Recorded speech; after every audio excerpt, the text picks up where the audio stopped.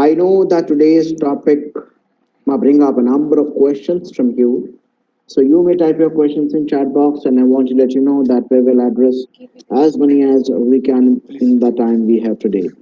And I welcome and request our NBMS National Webinar Coordinator, Professor Dr. Jyoti Prakash, to start this session. Thank you, and over to you, sir.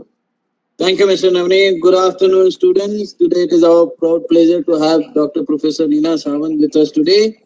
She is professor at the reputed SET GSMC and KM Hospital. Ma'am is a very highly qualified psychiatrist, both laterally as well as vertically. So when she did DPM, she was not satisfied. She did MD further. Then she went in a hospital and she felt that probably I should know more about hospital. So she did PG diploma in hospital healthcare management. Then she probably faced problems with law. She said, fine, I'll have PGD MLS as well. And then she thought ki probably I have to teach. Let's have a certificate of teaching also. So she is a FAMER qualified professional. So being that, and this being most intricate topic, that is psychological therapy for sexual dysfunction, I think nobody would have been a more appropriate than ma'am on this topic today. So thank you, ma'am, and over to you. Thank you very much, Professor Jyoti Prakash, and I'm really thankful to the NB board for giving me this opportunity to interact with all you students today.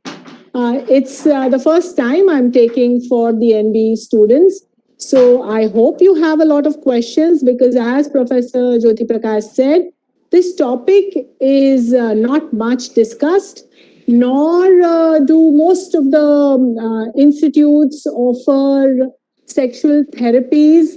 So residents actually have a lacuna in this area. Today I am going to give you an overview of the various psychological therapies which are available for the sexual dysfunctions. And by means of understanding these therapies, we are going to improve communication in patients. The communication which matters to us is obviously the sexual related communication. Now, as you know, what do you feel would be the barriers in understanding sexual dysfunctions? So most of the times when you have patients who come to you with complaints, they might just say that there is no time for sex. Very few of them have actually give importance to sex or look at it as a function which is as important as, say, our daily activities. So the commitment to sex is absent in most of them. There is a lack of communication and expression of needs. If you look at the developmental aspect, most of us, when we have gone through our adolescence and were understanding sexuality, very few of us could actually communicate or ask our parents about explanations regarding the sexual anatomy, maybe sensuality, maybe sexuality. So whatever we learned was probably more from peers and nowadays from the media. So definitely the information which we have got is also very doubtful. The importance and need is again something which is not talked about in the Indian culture. So people have not given it importance and do not come forth for their sexual dysfunctions. So all these are barriers. That is why probably you might feel that you have maybe male dysfunctions, sexual dysfunctions, visiting your OPD, whereas patients, female patients with sexual dysfunctions hardly come, and nor are the female sexual dysfunctions ever evaluated. So what are the modifications which are required? Obviously, modifications required in therapy or treating the sexual dysfunctions primarily would look at improving the communications between the partners. Absolutely necessary because each has grown in the same mold, and so they are very reticent about talking about sex. The next important thing is, yes, taking responsibility for the sexual foreplay or act. There is a concept which has now come up, which is called the sexual self-construct. Now, what does this mean? There is a lot of research which is done nowadays on this concept. It means that as a person, I understand sexuality, I realize the need for it, and I take responsibility for it.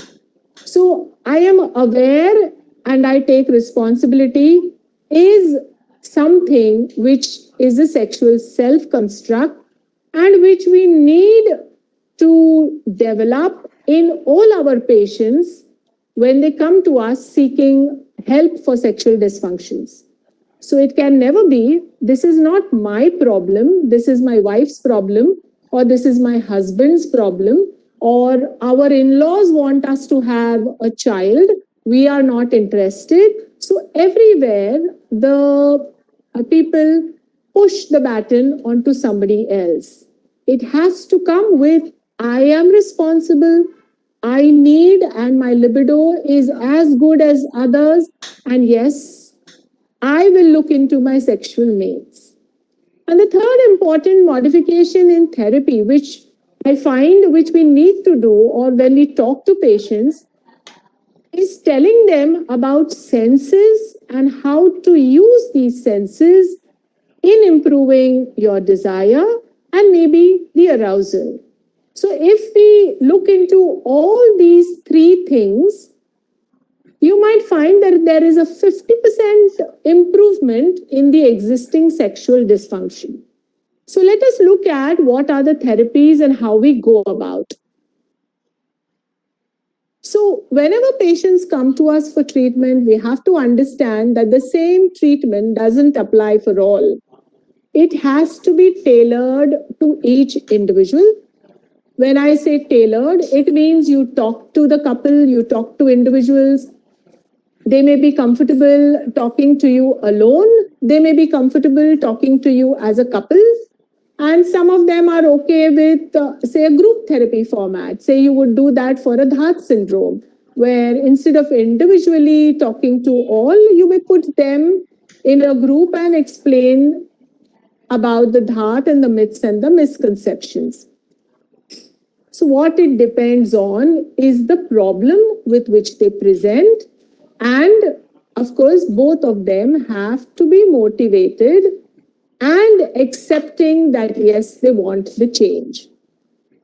There are various techniques which we can use. Overall, most of you may be knowing about the behavioral techniques like the squeeze technique, the stop-start technique, the cognitive interventions, that is talking to them, handling the myths, handling the misconceptions, all is related to the cognitive interventions, looking at their relationships, looking at the barriers, talking to them about their individual personalities, the way they have developed their concept about sexuality or sensuality would go in on an individual basis.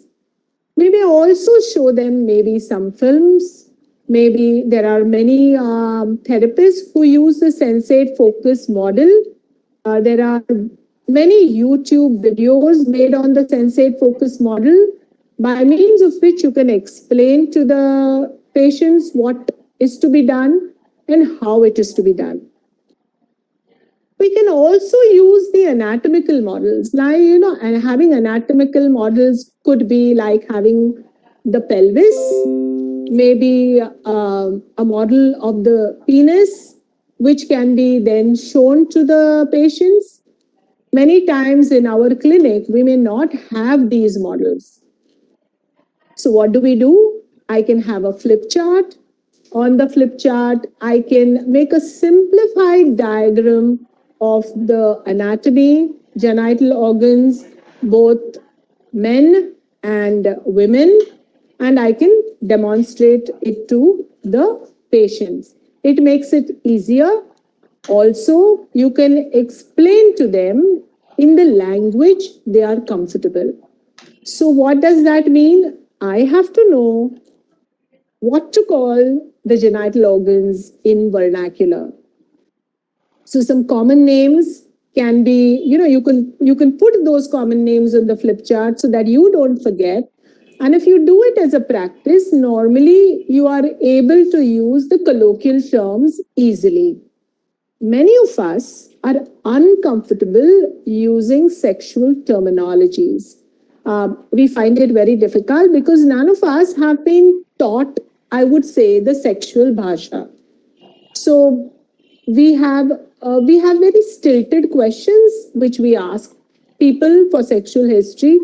We find it difficult to go into details because I don't know how to ask that. So yes, it's fortunate that things are changing, curriculum is changing, and even for the UG curriculum now importance is being given to these terminologies, so it will be used more easily by students right from undergraduate. The sexual history, when we take in detail, means we don't usually ask for so many questions, but when you have a person coming with sexual dysfunctions, apart from the routine history which you take in psychiatry, which asks for all psychiatric morbidities, you also look at relevant sexual history. What do residents normally ask? कि sex life कैसा है आपका? If they से ठीक है, संबंध रख रहे हैं, बस आई से sexual history normal. I have not gone into details.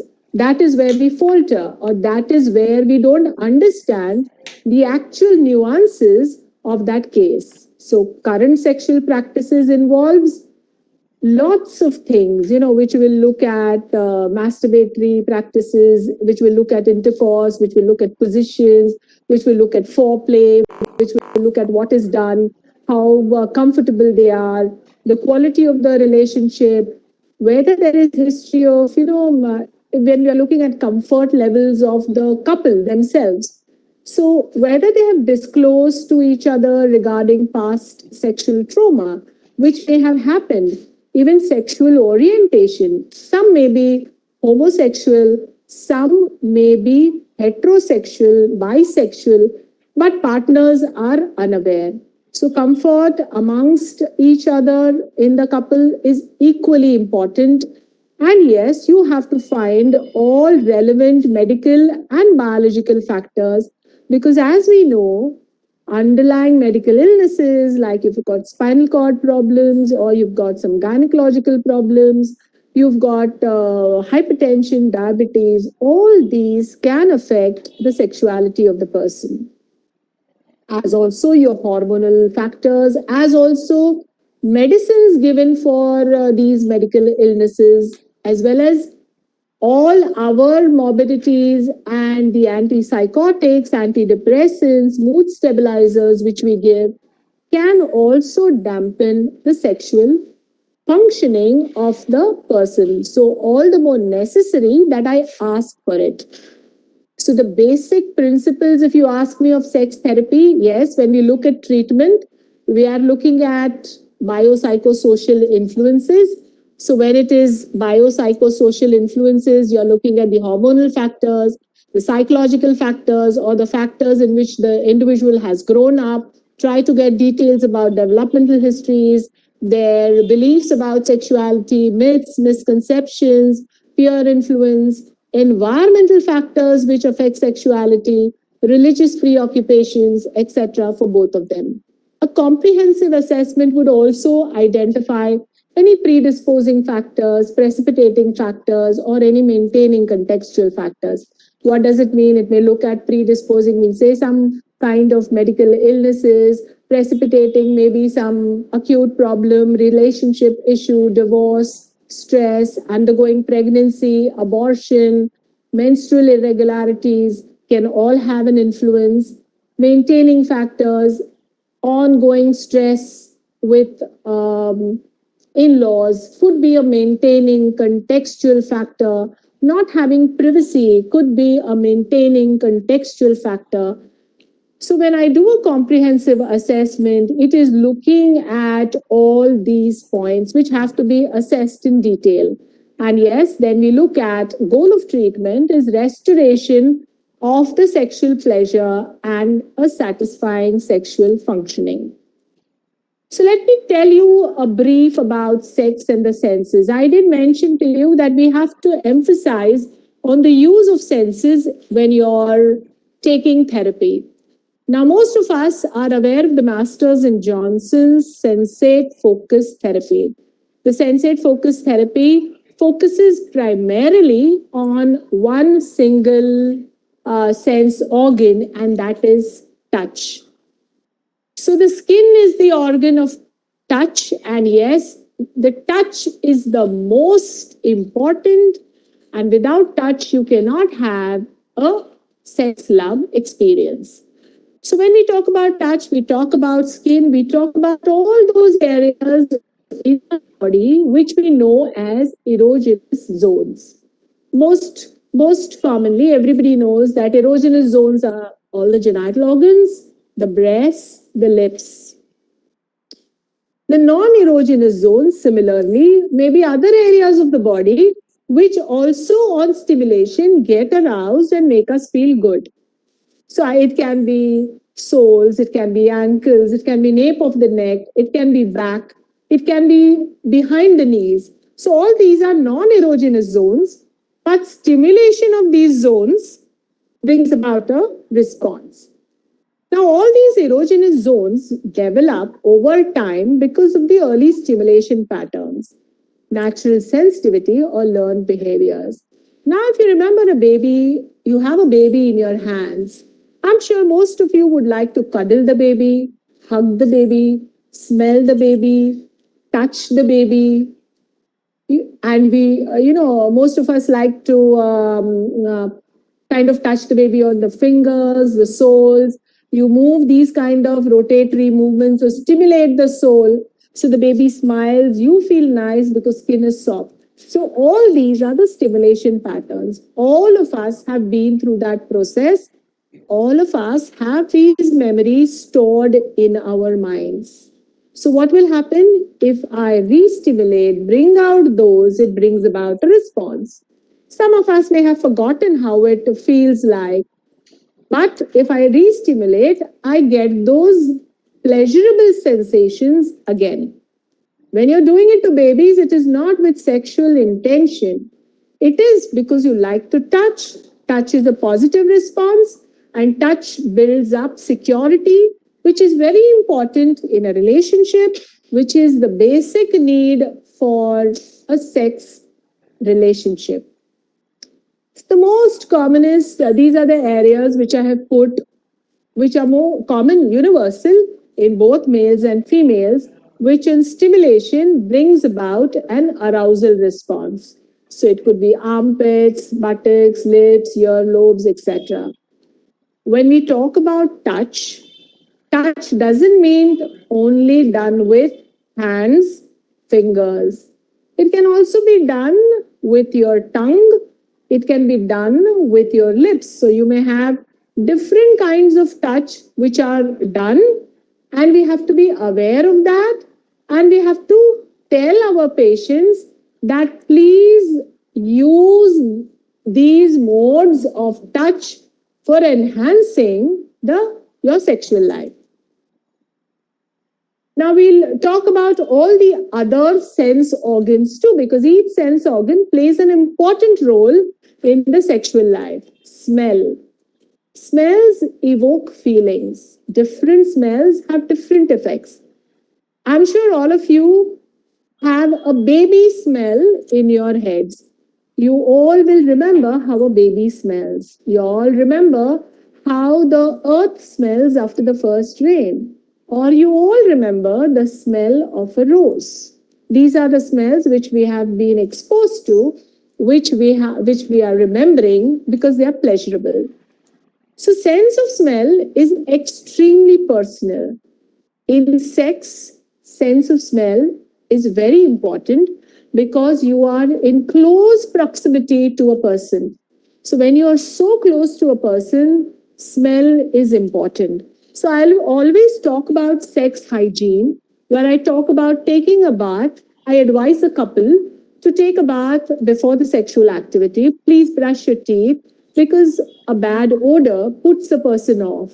If I'm supposed to be kissing a person, nuzzling a person, but there is bad odor, that is the first deterrent to my libido. So my arousal gets dampened. I don't feel desirous. If I don't get aroused, I don't get excited, I don't have an orgasm, I don't go ahead in my sexual response. So, which are the smells? Perspiration. We all know we are in a country, tropical, humid climate. We sweat profusely. The kind of clothes we wear also see to it that the smell is captured in our body, and we might have a strong smell when we come back from work or we are at home, because many people don't take a bath in the evenings. When they come back, they may just wash their hands and feet or face, but you don't actually take a bath, and it is essential to ward off all these smells. So the chemical which is causing the smell is called a capril. And these caprils are present in all secretions. So you might find that the vaginal secretions or the semen also has a particular smell. Some people like the smell, some don't like the smell. The smell of the secretions, bodily secretions, of course, changes as per your diet. That is also true. The concept of pheromones, and whether we have these chemical attractants in humans. So there are theories which say yes, present, but mostly seen in lower animals, because that is the mode of signaling to the opposite sex that the woman is ready, is in heat, and the coitus can be done. So that is about smell. Taste. We use the tongue, which the tongue is used for as an organ of touch, as also an organ of taste. So tongue is a very, having sinuosity, granular, it is wet. So it takes the sexual experience to a different level if people are comfortable using the tongue. Now, there are people who tell me that, if I've told them use the tongue, then they say, we don't like the saliva falling on us. I find it too dirty. I find it too icky. So the couples have this thing, but the husband wants to do wet kissing. The wife says, no, I'm not ready. I don't want to swallow the saliva. So yes, it depends upon the comfort level. So that is why communication is important. And what I like, what I don't like, or what I would prefer has to be told by the couple to each other so that they can try it out. So if the husband knows, yes, okay, he will do the licking, but he will not push the saliva into the spouse's mouth. So that can be done. This happens on improving the communication. So again, the use of the tongue is that taste. So I always tell patients not to use too much of chemicals and perfumes, etc., because that can cause some burning of the tongue for the partner. So we have to see that you're just in your body smell, which is preferred by most. I told you about communication. When in India, everything is silent. You do silent lovemaking and no talk, no communication. किसी को पता नहीं होना चाहिए. उससे क्या होता है कि signals inputs नहीं आते हैं. It is like just मैं अपने mind में सोच रही हूँ कि इसको पसंद है कि नहीं. But if I give a response, like you give a response in everything, oh, this is wow, this is lovely, this is nice, this is good. We do it in normal life. यहाँ पे भी वो बहुत जरूरी है. तो बहुत जरूरी है कि हम बातें करें और हम रिस्पॉन्स सही दे. अगर मुझे ये चीज पसंद नहीं है, I don't shout, what are you doing, why are you doing this, oh, you've hurt me. The manner in which I say, the tone which I use, again, is equally important in seeing that the sexual cycle doesn't get dampened. So I always tell couples, please guide your partner. If you feel that this touch is harsh, you're not liking it, it is hurting you, tell him softly, I would rather you touch me here, do it like this, take his hand, put it on your body, show him how you want it, but do all that. So he's aware. So when he gets to know from you, yes, couples do participate, take responsibility. Visual signals, equally important. And again, we are used to doing it in the dark. Everything is बंद कमरे में, अंधेरे में. तो Vision is important because आप pictures देखोगे ना तो all movies show you lot of romanticized scenes. आपको curtains दिखाते हैं, आपको candles burning दिखाते हैं, आपको फूल बिछाए हुए दिखाते हैं. वो क्यों दिखा रहा है? Because you have to build on the visual senses to make you feel nice, pleasurable, and people who are visually cued like to see each other. Matlab somebody knows, like, I get khana lati hu and in on a plate where, it is very nicely prepared with dressing and all that. My senses get more aroused to just a plate of food khana presented in any manner. Look at it like that. Look at your room, look at what will stimulate you. So you have to put it across to the patients. Extremely important. ये जरूरी है. अंधेरे में मत करो. Use of shadows, you use those yellow lights, you use candle lights, it creates shadows create enigma improves arousal. It is like, choli ke piche kya hai, we all know, but it is a game which we kind of play, and it is a game between two people to enhance their bonding. We also have some other senses like the sense of gravity and the kinesthetic sense. Most of the people, or we are tuned that sex is to be done in a lying down position so that we don't feel disturbed. We are preferable because we are supported by the ground.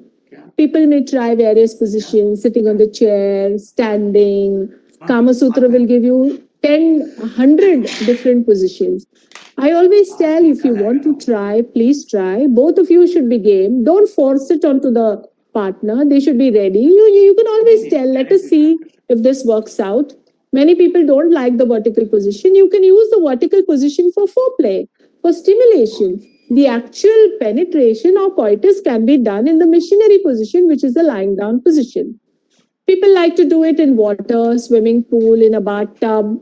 So that gives you a sense of buoyancy. People who like that feeling and are comfortable with it enjoy doing it that way. Again, so it is, you can give the options. It is for the couple whether they want to take the recommendations or whether they want to try it out. But you can say that yes, you can try many things. Even the kinesthetic sense, the thrusting movements, the rocking movements, people move, roll over, all these things the couple has to be used to. Like the man may be very heroic and say, चल चल ऐसा करते हैं, खींचेगा, ये करेगा. And the woman may say, मेरा को चक्कर आने लगी है, मेरे को ये सेक्स पे इंटरेस्ट नहीं है, मुझे ये नहीं करना है.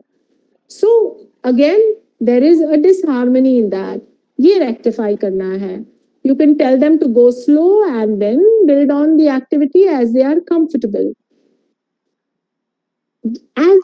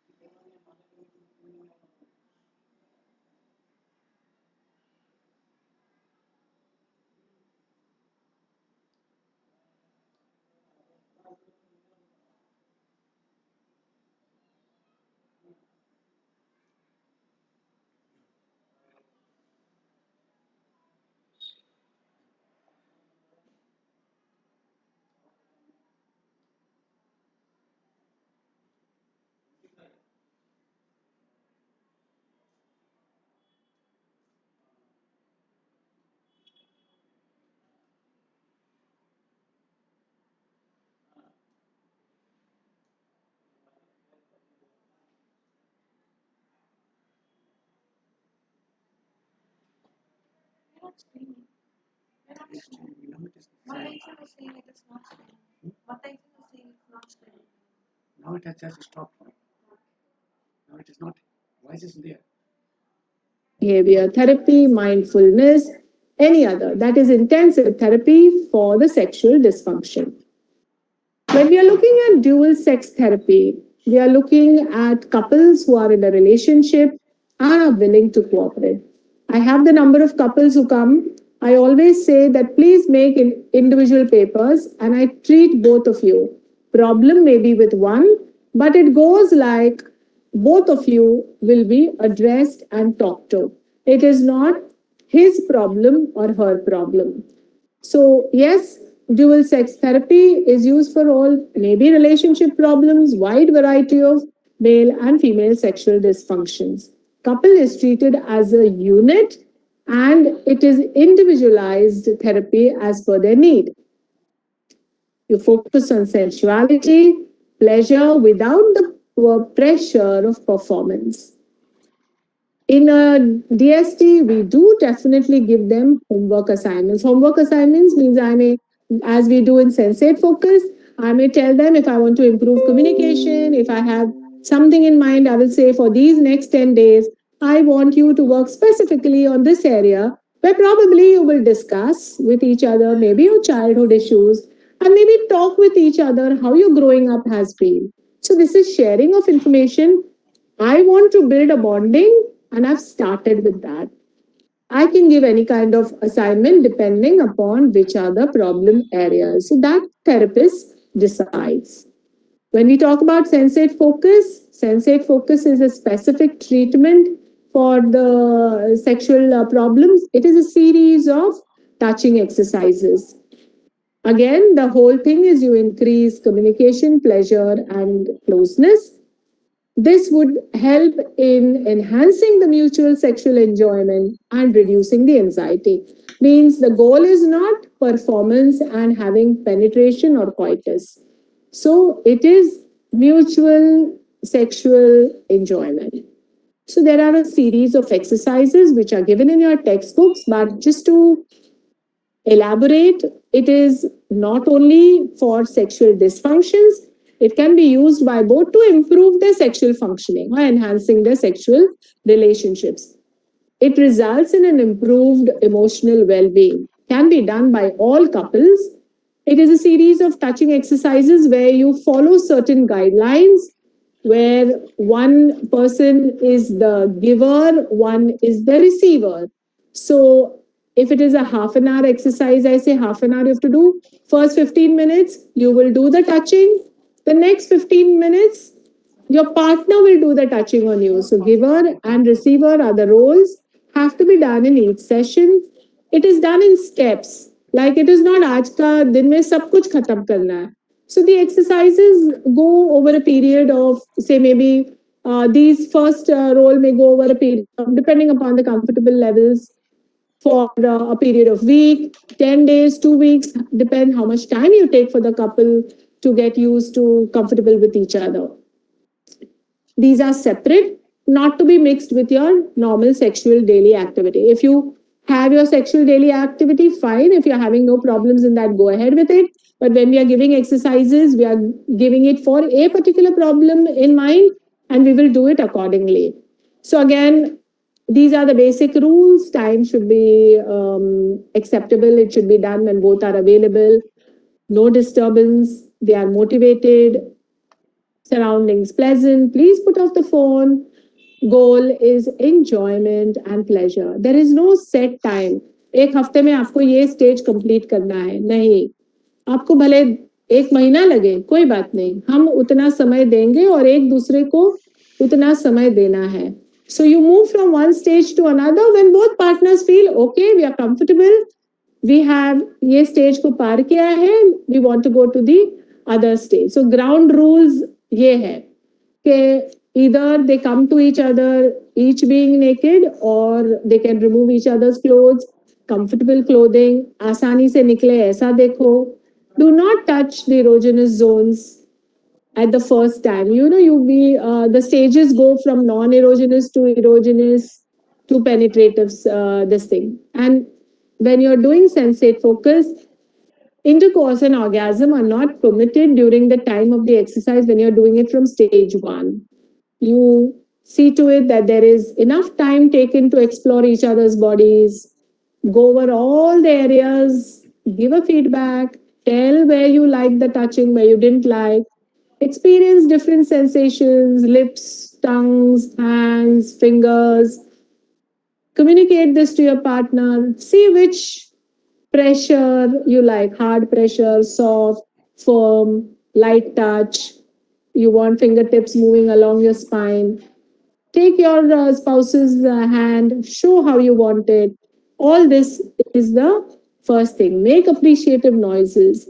Give a feedback. You're enjoying it, you want it, so that the person also is encouraged. Never give a discouraging comment like, Chha, what do you touch? Oh, it's so painful. You don't know what? No. Try to give it as a positive thing. It is better if you touch me here, or I enjoyed this touch more than that touch. That was a little firm, that was a little hard. I would prefer this touch. So the person gets the message. If you want to try something, yes, please encourage it. Please tell your partner. Don't be afraid to tell. So first was the non-genital, then we go on to genital. You've touched the rest of the body, maybe ek hafta gaya, do hafte gaye. I am familiar with the non-erogenous zones of my partner. Now, I will go on to the erogenous zones or the genital areas. So always remember, again, same, giver, taker, wahi hai, receiver. Incorporate now touching the erogenous areas. Again, you can use all modalities of touch. There is something called as a teasing technique. I will just tell you later. So it has to be, everything needs to be touched. It's just not the penis. You can touch the scrotum, the testicles, the nipples of the man, lips. Please touch all genital zones, which is also true for the woman. You can do oral, you can do manual, whatever is comfortable. Again, you switch and you practice these exercises. So the genital sensate focus, depending again on how comfortable you are, it may again run into a couple of ways. These are the areas of sensitivity, maximum nerve endings, frenulum of the penis, tip of the penis, clitoris. The perineal region is equally sensitive in both sexes. The anal region is also sensitive, but very few people do touching of the perianal region. Perineal is tried mostly by men, very rarely by females. So in this genital sensate focus, what is the thing? Is not again penetration. You have not given them the go ahead for penetration. You are just increasing awareness, responsibility to the genital areas and understanding the different types of stimulation. Then we come to penetrative sexual. Penetrative mane non-genital ho gaya, genital ho gaya. Now I've come to the last stage when I can penetrate. So every time you move from one phase to other, all the previous touching exercises continue. Now you get into the position that yes, you want to have intercourse. So again, you can try it just in the beginning by lying on top of each other, rubbing each other's genitals, no thrusting. Just enjoy the sensation of being with each other, touching the genitals to each other. You can then use sexual positions, or the man can just insert the penis into the vagina so the woman has a sense of containment, doesn't feel scared. So again, go on step by step. And you also keep on paying attention to all the previous sessions where you've touched the body parts. Penetration can be done using the penis, using fingers. If the vaginismus is there, there is a separate treatment for it. So you have to go a little slow. You can use dilators, you can use fingers. After you've, helped the woman overcome her insecurities and fears, the person who's penetrated should be in control. So if the woman is down, she should tell the man how much to penetrate or go slow or don't be in a rush, etc. In this phase, we want orgasm and intercourse to happen. And yes, the whole sense being that you enjoy the intimacy and both of you get pleasure. What are the other types of sexual therapies which we can do? Mindfulness has come a big way. Again, now you have to have a population or people who are literate enough to understand mindfulness, who are able to control their thoughts, divert their thoughts rather than paying attention to the thoughts. Might be difficult in our everyday practice. Directed masturbation is which I always tell each patient of mine. What is directed masturbation? Masturbation is appropriate, normal, should be done, a very good sexual outlet. If you don't have a partner, can be practiced without guilt, without feeling that you've committed a sin. Directed masturbation is when I fantasize. Maybe I fantasize, or I'm seeing a movie, porn, having a magazine, and I stimulate myself. So that is a directed masturbation. I may do it as an exercise to improve this feeling that yes, I can build up, I do get aroused, I have desire. Coital alignment technique, and yes, you can masturbate to orgasm. Coital alignment technique is a specific technique which we use to improve orgasms in females, especially if they're having female anorgasmia. So it is just a position, change of position, which we give to the people and tell them to try this. So in this, the man's shoulders are at the woman's chest area. So his penis is maybe touching the clitoris.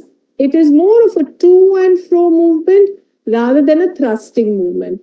This builds up on the arousal, improves foreplay, and yes, helps in orgasm. Physical therapy is exercises are good. Exercise in any form is important, and Kegel's exercise, which we give to improve the pelvic floor muscles. So these are the things which you have to tell people every time to improve their sexual life. Clitoral stimulation can be done by the woman herself, can be done by the partner. The amount of pressure to be used has to be told by the woman to the man, because the clitoris is a very small area, very fine area. If it is rubbed too hard, too forcefully, the woman may have pain. So again, this is with communication. So clitoral stimulation can always be done by the partners. Let the woman have the orgasm first, and then the man can have his orgasm. Similarly, you can the woman can be taught to have orgasm with manuals without manual stimulations if she learns to rub her clitoris against the partner's pubic fold. So all these things have to be, these are the manipulations, maneuvers which they can try during their sexual activity. So it is not कि इसी style से करना है या ऐसे ही करना है. The stop start technique, which we use in premature ejaculation, like you tell the man to start masturbating, then to the point where he knows it is imminent, then he stops. He does it 3-4 times, so he breaks that cycle, and so that the erection gets prolonged for some time and he doesn't ejaculate faster. So it can be done by his partner, it can be done by the man himself. It takes some time for the sessions to come under control because most of them have a habit of masturbating since childhood. So they are all used to doing it very fast. और फटाक से खत्म करना है. So therefore, this is, unlearning of the learned behavior. Again, if you do it consistently, it gives results. The teasing technique I had told you, similarly, like how you do stop start technique. A teasing technique is where the woman stimulates the penis, it becomes erect, she stops stimulating, it becomes flaccid. So the moment you give the stimulation, there is arousal. If you stop, it goes. So again, erection can come and go, but that does not mean I am having erectile dysfunction or I'm not able to have an erection. The squeeze technique is another one for the premature ejaculation, where you have to tell them to give pressure, create a noxious kind of a stimulus. So when there is pain, you can't have pleasure.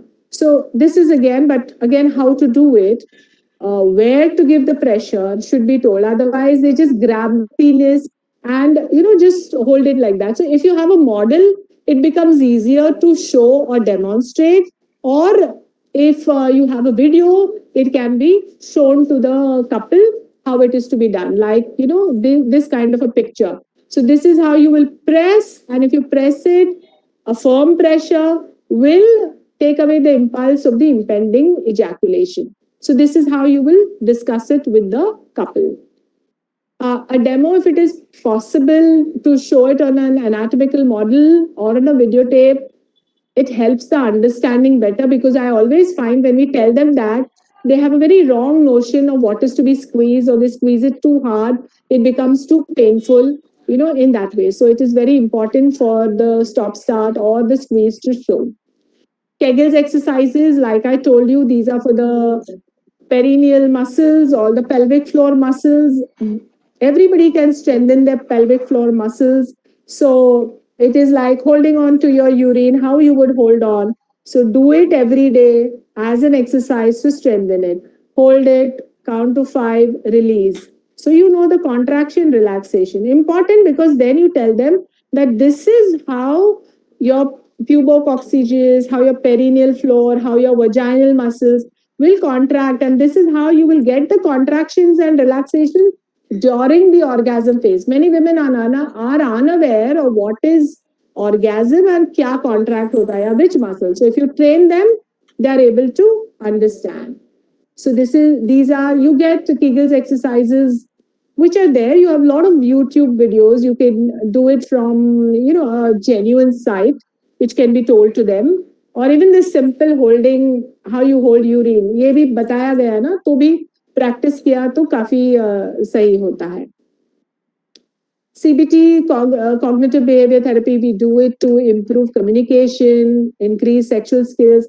So ये bio, psycho, social model जो होता है ना, उसमें मैं ये सब चीजें अनकवर करती है. उसमें मुझे अगर लगा कि they have negative, low self esteem, low confidence, low body image disorder, मैं बहुत मोटी हूँ, मैं अच्छी नहीं दिखती हूँ, my husband may be attracted to other women because I have small breasts. So these things have to be handled these cognitive distortions have to be handled in CBT. Sex education, very important. इसमें क्या है, वापस वही चीज हम दोहराते हैं. Anatomy, physiology, myths, misconceptions. Reducing performance anxiety. Many people who indulge in sexual activity have this phenomenon of spectatoring. मतलब मैं ये सही कर रहा हूँ कि नहीं, ये क्या सोच रही है. We try to become a spectator in our own performance. ये avoid करना है. And yes, sensate focus, talking, directed masturbation, ये सब चीजें इकट्ठे cognitive behavior therapy बनाती है. So you eventually we have to do all this with all patients of sexual dysfunctions, because to date whatever I have interacted, ये सब चीज में गोची है, ये सब चीज प्रॉब्लम है. तो हमको ये सब चीजों का सुधार करना है. बहुत सारी धारणाएं बदलनी है. Tremendous work is required. Vaginismus, yes, vaginismus is painful contractions due to which the intercourse does not, the coitus does not occur. The woman approximates her thighs and prevents the penile entry नहीं होता है. Lot of psychological fears related in both vaginismus dyspareunia. Now they are called as genitopelvic pain disorders. So again, a lot of behavior therapy, relaxation, teaching, insertion of dilators can be done. They are available on the net. They can purchase them. Begin from the smallest size to the largest size. Goes over a period of time. ऐसा नहीं कि today day 1 lowest size, day 5 the biggest size. नहीं जाता है. उसको एक हफ्ता जाएगा. रोज का इंसर्ट करके कंटेनमेंट करने को. नहीं कुछ हो रहा है, relax, look at your anxiety, breathe, are you comfortable, move the dilator in your vagina, see if it is painful, see if it is helpful, etc. So ऐसे धीरे धीरे जाता है. So it takes time. Most of the vaginismus cases don't come directly to us, they go to gynecologists. Very few gynecologists actually refer them to us. Some couples have come to me. I have got vaginismus cases which I can count in my fingertip. But if they persist, yes, we have achieved the goal where they have actually consummated marriage after 10 years. I'm having 2-3 couples right now, 10 years. marriage is not consummated, not because of vaginas, but because of other problems. You can have various problems for unconsummated marriages. So there are many pharmacological therapies. I'm not dealing with them today in this lecture because it is all psychological therapies. So cognitive distortions of pain, avoidance, ये सब चीजें हमको desensitize करनी है उनको in these two conditions. So ये सब बोल के I would just want to tell you that yes, as therapists, sexual therapist requires intense work. एक सिटिंग में मेरी हिस्ट्री कंप्लीट नहीं होती है. I have to take repeated sessions. Sexual problem treat करने को मुझे 6 महीना जा सकते हैं. People are not very happy with this. They want immediate relief. Not many people are comfortable using the sexual lingo. None of us have been taught कैसे करना है, बात कैसे करनी है. पेशेंट आया मेरे पास, I just stick to the thing. मुझे डिप्रेशन मिला, चलो चलो डिप्रेशन का ट्रीटमेंट करो, सेक्स बाद में रह जाएगा. भाई आप ये ट्रीटमेंट चालू करो, फिर आपका सेक्सुअल लाइफ भी इंप्रूव होगा, because we are banking on libido to improve. So many times, yes, psychotherapy, pharmacotherapy, much needed, but please understand the sexual functioning. Look at the हजार factors which are surrounding that, and then incorporate and give individualized treatment so that, yes, what we are looking at is a happy ending. So with that, I finish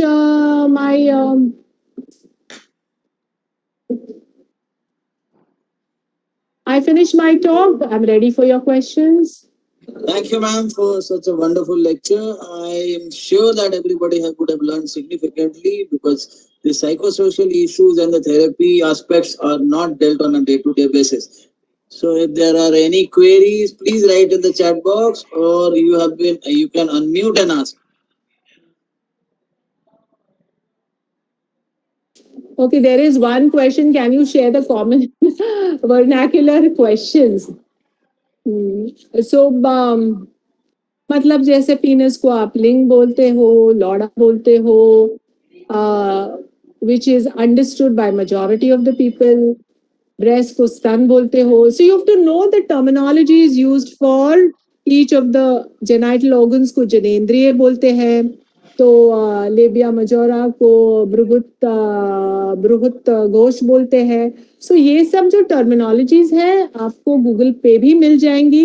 but if you use to fancy और actual names, वो उनको नहीं समझ में आता है.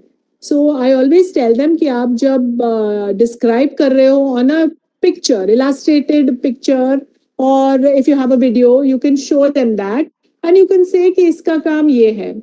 So the labia majora, इसको हम अंग्रेजी में labia majora बोलते हैं, जिसे हिंदी में ये बोलते हैं. So if you have these 2-3 terminologies, if you're from Bengal, you'll have to please find out that, because I am comfortable with Marathi and the Hindi. This thing I don't know in all languages, but I think Dr. Mrugesh Vaishnav has probably published some sexual related sex education books in Gujarati. So, and Dr. T.S.S. Rao, I think in some of the South Indian languages. Well, I have been told to do it, but I have still not done it.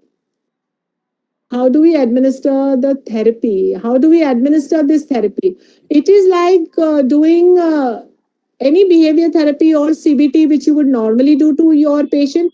You have to look at privacy, you have to look at confidentiality, and you have to have an environment where you give them a secure feeling. बस बाकी और कुछ नहीं लगता है. We don't do any demonstration there. You have to show them maybe videos, maybe flip charts. So my residents use the phone because we don't have a laptop in every room. So they can, you have genuine sites which you can show them on the phone. Then how does touch sensation in childhood relate to development? So these are the theories which have been propagated to our developmental, childhood development. So if you remember, most touch is an important sensation which makes us very secure. So even if somebody is grieving, somebody is sad, somebody is unhappy, I just go and hold that person close. Or if somebody's gone through grief and I just put my arm on that person, the person gets a secure feeling. It is just a sense, it is just a way of emoting without words. And yes, touch has the capacity to show that. There are theories which have been said in this that the kind of touch we do in childhood is maybe if it is a good touch, it gets can go to develop the arousal thing when we grow up.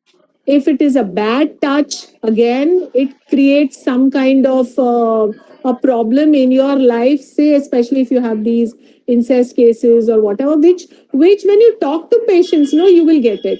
We find it very difficult to say कि touch से ऐसा कैसे हो सकता है, पर हो रहा है, हम लोग बात करते हैं तो लोग बताते हैं. And normally, if you look at Indians ना, we are a very touch positive culture. माने हम सब चीजों में टच करते हैं. मतलब हम अपने बड़ों के भी पैर छूते हैं.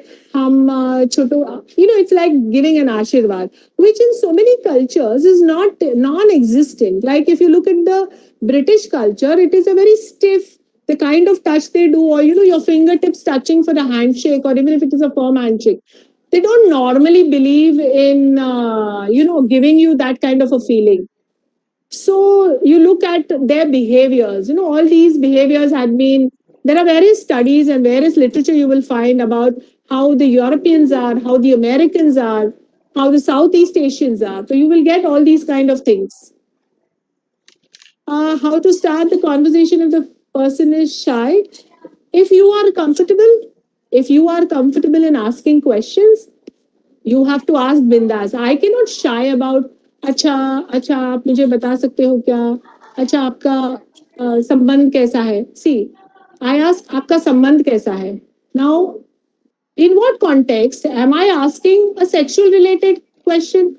संबंध can be my relationship, no? आपका आपके हस्बैंड के साथ संबंध कैसा है. मैं बोली अच्छा है, because I interpreted that as a relationship, आपका रिश्ता. If I want sexual, I say आपका शारीरिक संबंध कैसे है. आप शारीरिक संबंध करते हैं, संभोग करते हैं, क्या आप मुझे बता सकते हैं आपका उस बारे में